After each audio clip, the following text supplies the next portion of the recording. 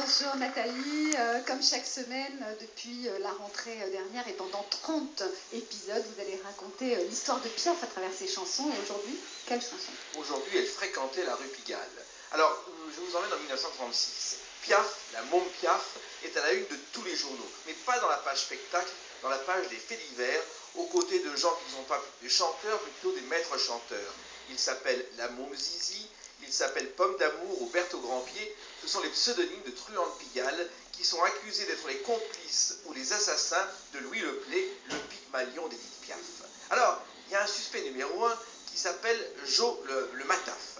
Mais heureusement, il a un alibi en or, car il a passé la dernière nuit avec Piaf dans un bar de Pigalle au moment où Louis Leplay était assassiné. Et ça, il le déclare à la police. Et en sortant, les caméras et les salles de cinéma sont là.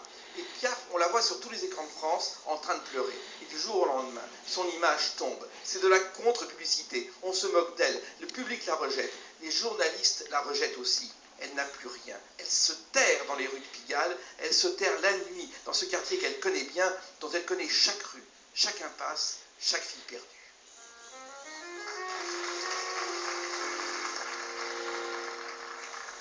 Elle fréquentait la rue Pigalle.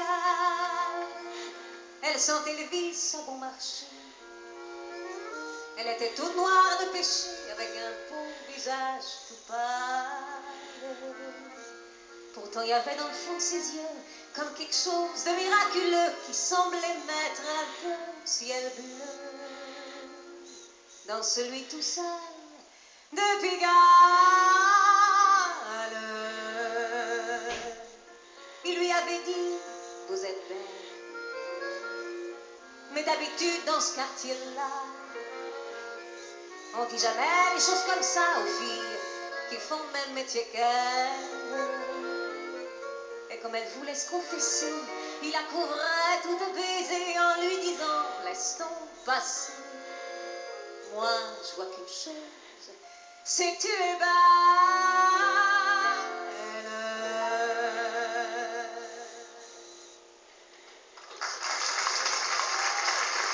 Pour se faire oublier, Piaf part quelque temps sur la Côte d'Azur. Elle trouve des contrats, elle se refait une santé, puis elle revient à Paris et devinez où elle remonte sur scène, au Gernis, là où elle a débuté. Le cabaret s'appelle maintenant chez Joséphine, car il est animé par Joséphine Baker, qui est au sommet de sa gloire et de ses caprices. Et certains soirs, quand elle ne veut pas chanter parce que la tête d'un client ne lui revient pas, on téléphone à Piaf dans son hôtel de Pigalle, le Piccadilly, un hôtel minable qu'elle peut payer, et elle accourt se faire un cachet. Et puis un soir... Ah oui, elle fait quasiment doublure remplaçante de Joséphine Baker. Complètement, sous le nom de la môme Piaf. Et puis un soir, on ne la trouve pas. Elle a disparu. Le réceptionniste de l'hôtel ne l'a pas vue. Alors on se demande, est-ce qu'elle est partie parce qu'elle n'a plus d'argent pour payer la note? Est-ce qu'elle a été enlevée par les malfrats de Pigalle? Est-ce qu'elle a été victime de règlement de compte? Pas du tout. Elle dort dans une chambre du dernier étage avec son nouvel amant, Raymond Assou. Et là, c'est un tournant de sa carrière que je vous raconterai la prochaine fois. Elle est retournée dans son Pigalle. Il n'y a plus personne pour la repêcher. Elle a retrouvé tous ses péchés, ses coins d'ombre et ses trottoirs sales. Mais quand elle voit des amoureux qui remontent la rue d'un air joyeux, il y a des larmes dans ses grands yeux bleus qui coulent le long de ses joues toutes pâles.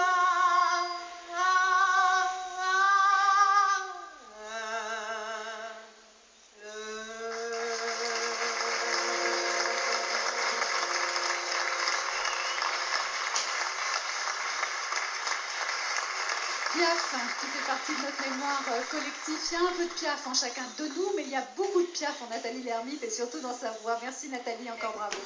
On se retrouve la semaine prochaine.